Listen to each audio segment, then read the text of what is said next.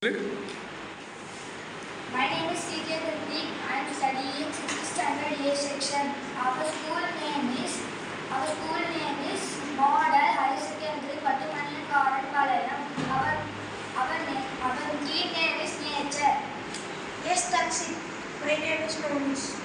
My name is V. Sajukumar. My name is Mohammed Chinayi. Can I explain this? Yes, sir. Sir, நம்ம வந்து நேரத்துக்கு வரதுக்கு முன்னாடி United முதல்ல க்ளோஸில் சொல்லுவாங்க.